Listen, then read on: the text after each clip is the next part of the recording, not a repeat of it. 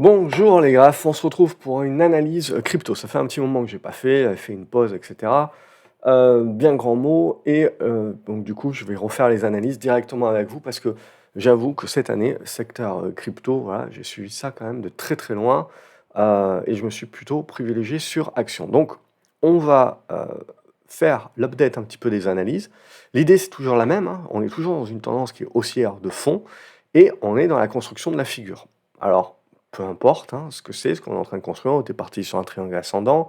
C'est peut-être toujours d'ailleurs un triangle ascendant, mais plus large, comme je vous avais dit. Il faut bien considérer qu'on a fait un x3 en l'espace de 6 mois, donc qu'il peut y avoir de la volatilité. Mais pour autant, on ne peut pas remettre en cause la tendance haussière. Ok, donc on reste toujours dans cette tendance haussière. Il faut juste lui donner le temps de construire. Et cette construction-là, c'est ça qui va nous intéresser, c'est la capacité soit de repartir vers l'avant, casser par le haut et d'aller chercher les 80 000 dollars, ça serait mon objectif en premier lieu, avant de parler des 100 000 qui ont l'air évidents pour tout le monde, mais pour moi, je resterai sur la réserve avec les 80 000, ou au contraire, de continuer à patiner, d'aller chercher un petit peu plus bas et de construire une consolidation qui dure un peu plus longtemps et qui est marquée encore par un zigzag. Voilà, donc là, on en est là aujourd'hui, si vous voulez, c'est qu'on est dans une tendance haussière de fond, mais dans une neutralité de court terme. Donc, on est en attente. Alors, on a un beau chandelier ici. Il lui manque encore un petit peu de jus pour commencer une impulsion, pour aller chercher cette oblique et nous valider éventuellement le haut de cette figure-là. Voilà, c'est ça qu'il faudra un petit peu regarder. Mais après, voilà, on manque un petit peu de points d'impact. Mais moi, à ce stade-là, je vous avais dit, je sais plus, la dernière fois, 55 000 jusqu'à 52 000, je vois pas de mort d'homme, si vous voulez. Ça reste pour moi une conso qui est au prorata. Et ce qu'on va plus essayer de jouer maintenant, c'est est-ce qu'on est capable de relancer maintenant ou est-ce qu'on va continuer encore de ramer et de construire la figure et donc de nous donner des chandeliers supplémentaires pour affiner au fur et à mesure la figure de moyen terme. Donc à ce stade-là, voilà, c'est comme ça que je l'analyserai, c'est comme ça que je le vois. Et pour Ethereum, qui était un peu plus en deçà, ça va être à peu près la même idée. Hop, il faut que je me remette comme ceci. Ça va être un petit peu la même idée, c'est que vous voyez bien que voilà, il n'y a pas péril dans la demeure tant qu'on va tenir une zone comprise entre les 2007 et 2004. Sinon là, en effet, ça commencerait un petit peu à revoir. Mais voilà, faut accepter qu'on a une période plus ou moins longue qui demande de la construction, peut-être du biseau descendant ici. Voilà, bon, c'est vite dit dans ce sens-là. Donc on a cassé, si vous voulez, ce qui est très intéressant, c'est qu'on a cassé la première dynamique. Quand vous cassez la première consolidation par le bas, ça ne veut pas dire que vous lancez une tendance baissière, qu'on ne retourne pas une tendance haussière si facilement. Ça veut juste dire qu'il va falloir vous armer pour une consolidation, correction plus forte et plus durable dans le temps, c'est-à-dire une figure plus large. Et donc donner un peu plus de, si on est long terme, donner un peu plus de largeur au prix et accepter la volatilité de ces prix sans remise en cause de la tendance de fond. Et pour moi, voilà, Ethereum, on n'a pas de remise en cause de la tendance de fond tant qu'on va tenir cette zone entre les 2004 et 2006. Donc là, même chose que sur le Bitcoin, on est dans une phase d'attente. Donc ce qu'on a envie de voir pour parler de relance de la tendance haussière, c'est un truc comme ça, évidemment. Mais sinon, tant que vous ramez un petit peu dans ce sens, voilà, on reste un petit peu dans les figures. Mais du coup, le pivot, je dirais, de court terme est sur cette zone des 3003. C'est cette zone-là qu'il faut refranchir pour commencer à se donner de l'air et à se dire, OK, on tente de relancer le Schmilblick. Sinon, éventuellement, la figure large qui peut être vue, c'est une figure avec une oblique comme ceci. Bon, on verra, mais vous voyez bien qu'en gros, on est dans cette zone de range ici, entre les 2007 et les 3003. Ça, c'est une zone de trading. Si on en sort, c'est là où on donne une impulsion plus moyen terme. Donc on regarde, on regardera bien ça. Je vais faire juste quelques autres cryptos qu'on a l'habitude de suivre. La dynamique est différente.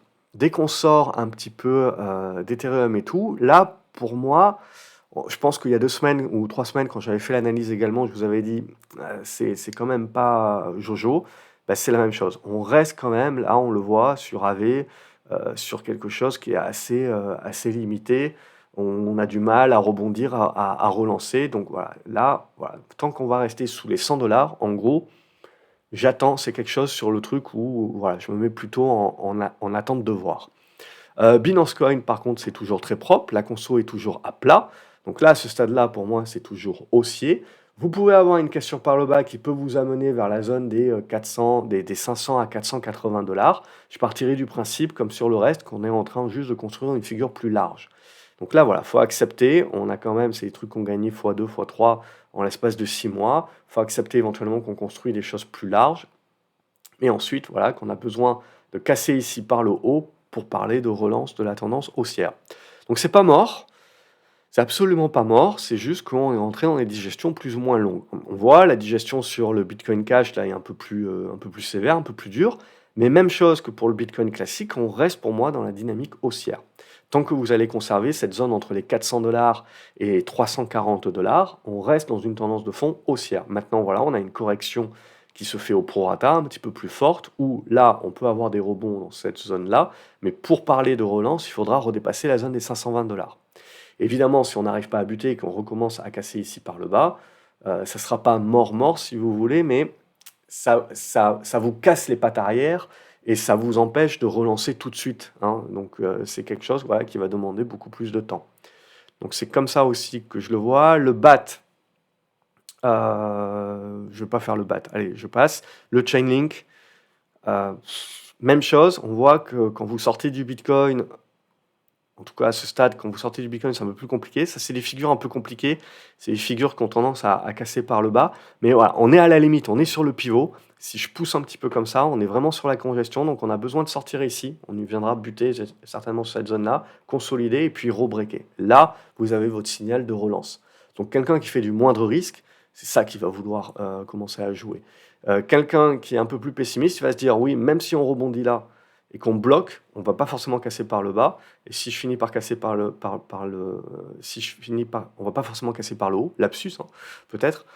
Et si je casse par le bas, en fait, c'est là où je casse directement mes tendances haussières. C'est là où je remets tout en doute, si vous voulez. Épaule, tête, et puis je dessinerai ma deuxième épaule ici. Et si je casse par le bas, je mets un terme à mes tendances haussières. Donc nous n'en sommes pas encore là, mais vous voyez que même si en effet on a du mieux sur les cryptos actuellement et ça permet de faire des bons rebonds, etc., ça ne voudra pour autant pas dire qu'il faut s'emballer et parler tout de suite de relance haussière. Non, il y aura des résistances à repasser avant de faire ça. Donc ça sera un point important, parce que je le sais, hein, dès qu'on va un petit peu rebondir, etc., tout le monde va faire tout chousse et va se dire que c'est reparti pour un tour. Chainlink, pour moi, me donne le type d'exemples qui sont intéressantes. Et pour moi, voilà. L'autre chose, c'est quand je regarde l'ensemble des cryptos, alors il y en a quelques-unes qui s'en sortent mieux que d'autres, mais si je regarde Cosmos également, je me retrouve dans les mêmes trucs que sur beaucoup de cryptos où on a quand même mis un sérieux coup derrière la tête. Le rebond qui s'en est suivi n'est que technique, il reste sous les résistances. Donc le signal baissier qui a été donné ici et de cassure des configurations et des tendances haussières là pour le coup est toujours valide. J'aurais besoin d'un sérieux coup de rein pour faire ce genre de configuration là pour me remettre dans le bon sens. Donc autant dire, si on n'est pas trader, j'anticipe pas la remise dans le bon sens, je préfère acheter une fois que la remise dans le bon sens s'est réalisée. Le Litecoin, qui avait été un temps un bon élève, c'est même chose, c'est un truc que je trouve assez mou, assez faible. On est là aussi sur le pivot, donc faut tenir cette zone-là, sinon on rentrera comme sur les autres cryptos, Cosmos et compagnie, sur des trucs qui deviennent très légers, où on est dans une remise en cause des signaux qui avaient été donnés en février, mars.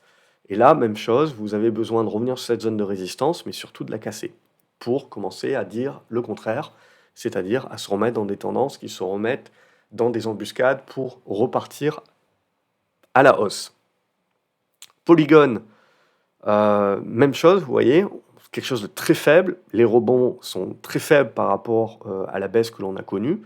Et donc là, vous prenez des moitiés de chandelier baissier, ce genre de choses-là, et vous en faites des résistances. Et tant qu'on ne repasse pas ça, à moyen terme, vous ne vous remettez pas dans des dispositions intéressantes.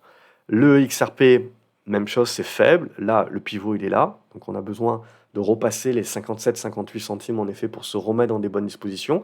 Là aussi, on joue avec le feu. On est pile poil sur l'oblique, hein, ici. Donc à tenir, parce que si on commence à casser ces pivots, évidemment, par le bas, ben, on remet en cause tout ce qu'on a construit depuis une bonne année sur le XRP. Donc là, voilà, on est en attente et il va falloir donner un coup de rein. Si on est vraiment crypto boy, crypto fan, c'est maintenant ou jamais qu'il va falloir se dépêcher de donner le coup de rein parce que c'est là où ça va se jouer. Donc moi, perso, je vais attendre de voir. Pour l'instant, c'est les configs que je trouve assez faibles. Mais voilà, sur des configs qui sont fortes et haussières comme Solana, qu'on met dans le même panier que Ethereum et Bitcoin, c'est des configurations qui sont toujours haussières, c'est des configurations où on a eu un prorata large à partir du moment où on a cassé la première virgule de consolidation par le bas, on a un prorata qui est plus large, mais on reste dans des tendances haussières, mais c'est juste qu'il faut voir la figure de construction encore plus large. Et donc là, je mettrai le pivot comme ceci, voilà. Et là, on a un pivot intermédiaire ici. Donc deux choses l'une, hein, soit on commence à travailler la chose comme ça, et là, en effet, ça c'est des trucs moches, et c'est pas terrible, et c'est des remises en cause de tout ce qu'on a construit, ou on arrive petit à petit à construire cette zone-là, à casser, et là, ça commence à devenir un peu plus intéressant pour l'avenir et pour continuer de jouer la tendance haussière et commencer à parler de relance. Et comme vous le voyez, pour l'instant, c'est les scénarios que je vous mets, c'est du 50-50, on est entre les deux. Maintenant, je préfère à la limite, euh, si je dois acheter des choses et anticiper, je préfère acheter quelque chose qui est encore dans une tendance haussière de fond que des trucs qui, le mois dernier, l'ont cassé. Donc Solana fait partie des bons élèves. Sandbox fait pas partie des bons élèves. Je, J'attends, c'est des choses où je veux attendre de voir. Donc on est dans des modes rebond, mais vous voyez, il va falloir un petit peu se réveiller très rapidement pour revenir au-dessus de cette zone pivot et se remettre dans des meilleures dispositions. Donc voilà un petit peu le point crypto que je voulais vous faire. Et si on regarde quelques actions entre guillemets favorites, on va se retrouver à peu près dans la même idée. C'est-à-dire que si on regarde la majorité des mineurs, ben, ils ont un peu plus de mal. Et petit à petit, ce zigzag qui est assez volatile tient peu ou prou les niveaux pivots. Mais si vous commencez à casser ici par le bas, c'est fini, hein. Ou en tout cas à remettre à plus tard, à plein plus tard. Donc là, on est vraiment sur des pivots, mais ce que je veux voir avant de parler de relance, c'est ça, hein, c'est casser un petit peu ce niveau de résistance des 20-50 là. Là, pour moi, pour beaucoup de crypto et de valeurs liées crypto, on est dans une espèce de no man's land, c'est du trading, parce que c'est très volatile. Donc pour un trader, c'est encore intéressant. Mais dans le côté décisionnel, si vous voulez, on tient les supports pivots, pour certains, donc on est entre deux eaux, mais là il faut donner le coup de rein assez sous peu, parce que sinon ça va devenir un peu plus compliqué. Donc je dirais que là, voilà, c'est là où ça se joue, juste avant, globalement, juste avant l'été, pour faire un petit peu pour faire un petit peu le décisionnel. Il y avait d'autres titres, hein, il y avait BitDeer, etc. Voilà, mais on retrouve la même chose. Donc on avait des bonnes configurations ici qui étaient intéressantes, qui cassent par le bas finalement. Vous avez les pullbacks, bref, vous partez dans des configurations qui ont des profils un petit peu plus baissiers, dans des biseaux descendants. Et donc, où vous attendez au minimum une cassure par le haut pour vous remettre dans les dispositions. Mais là, voilà, on s'est remis dans un mode attente, si vous voulez, sans sous-estimer que les cassures par le bas sont toujours possibles, et vous déclenche donc votre signal de vente. Donc pour l'instant, ça, c'est pas des trucs que j'aime anticiper. Je préfère que le rebond se fasse un petit peu sans moi, et qu'après, quand je suis dans la congestion, là, j'ai des bons repères pour y aller, quoi. Euh, Après, voilà, c'est une question de qu'est-ce qu'on cherche à faire, etc. En ce moment, je suis pas trop dans le côté j'anticipe. Vous avez du Hut 8, etc. Ça va être un petit peu les mêmes configs, hein. Hut 8 n'a pas trop fait grand-chose à ce stade-là, mais si on veut la voir faire quelque chose, voilà, on est en train de commencer des rebonds ici, il faut pousser. Donc on voit bien que depuis un mois, si vous voulez, il fallait pas jeter le bébé avec l'eau du bain dans le côté du sentiment. C'est-à-dire, il y a un gros tri des patates qui est fait, mais sur le secteur action, c'est exactement la même chose. Donc on voit qu'il y a des cryptos qui ont cassé leur dynamique haussière de début d'année. Et donc là, tant que ça ne repasse pas au-dessus des niveaux pivots, au-dessus des résistances, et qu'on ne se remet pas dans des dispositions, voilà, à pouvoir se remettre dans des tendances haussières, pour moi, il n'y a pas d'intérêt, mis à part si on est trader ou si on aime bien anticiper. Euh, et pour les gros poissons qui sont encore dans des configurations qui sauvent tant bien que mal, je dirais, les configs, bah, va falloir donner le coup de pied maintenant. Bitfarm, c'est un autre exemple. Vous voyez, c'est pas terrible comme config, hein, c'est des biseaux descendants, mais voilà, ce qu'on veut, c'est voir ce genre de choses. Maintenant, vous pouvez très bien avoir le rebond intermédiaire, et puis on n'y arrive pas. Ok, donc l'idée de bien comprendre, si vous voulez, c'est que maintenant, vous allez toujours trouver autant de gens qui vont vous dire ça va à la cave que ça va remonter. C'est facile, si vous voulez, c'est du 50-50 de prendre le pari et de vous dire que ça va remonter, de revenir dans 6 mois, et parce que ça va remonter, de vous dire, vous voyez, je vous l'avais dit. Mais la vraie analyse, si vous voulez, c'est dire, je sais pas. Moi, ce dont j'ai besoin, si vous voulez, c'est que le marché, il me convainque au fur et à mesure. Et pour me convaincre, j'ai besoin qu'il fasse le rebond, et qu'après il me construise quelque chose qui est intéressant. Parce que là, il va me donner des probabilités favorables. Donc, à ce stade-là, quand on regarde, mis à part quelques exceptions près, l'ensemble du marché, il est en rebond, ok, mais c'est des rebonds pour l'instant qui restent sous résistance, la plupart dans des biseaux descendants, et donc il va falloir commencer à casser ces biseaux descendants par le haut, aller chercher les résistances horizontales, et là on commencera à causer. Donc autant dire que c'est pour reprendre, si vous voulez, et se redire que le marché crypto dans son ensemble est en train de relancer ses tendances haussières. Il y a pas mal de boulot encore, et deux, tout reste à faire, et donc trois, c'est des chandeliers supplémentaires qu'il nous faut pour commencer petit à petit à se forger une meilleure idée. Mais en tout cas, pour beaucoup de choses, on est sur des niveaux pivots. Donc ceux qui aiment bien anticiper, avec la condition de faire quand même le tri, les niveaux sont intéressants pour anticiper. Et ceux qui n'aiment pas anticiper, on continue l'observation quelque part. Parce que ça va, même si on loupe, je dirais, cette phase de rebond-là, c'est cette phase de rebond-là, avec sa force et comment elle va consolider, qui va pouvoir nous en dire plus. Si c'est juste une phase de rebond, si vous voulez, au prorata par rapport au niveau de toutes les mines qu'on s'est prises le mois dernier, ou si, en effet, on s'arme vraiment pour une reprise du secteur. Voilà, c'est mon point. Tout ça en 15 minutes, comme d'habitude. J'espère que ça vous plaît. N'hésitez pas à vous abonner à la chaîne, à cliquer sur la cloche de notification, comme ça vous ne louperez pas les prochaines vidéos. Et je vais reprendre ces vidéos de manière hebdomadaire, le lundi ou le mercredi, jeudi, je verrai, peut-être plus avant le week-end. On verra, vous me direz ce que vous en pensez dans les commentaires. Comme d'habitude, n'hésitez pas à partager quels sont vous les cryptos qui vous intéressent et que vous plébiscitez, ou les actions crypto que vous plébiscitez. S'il y en a qui reviennent pas mal, j'essaye de les rajouter quand Pro Real Time le permet, parce qu'ils n'ont pas tout. Voilà, excellente journée à vous les graphes, et à la prochaine, salut.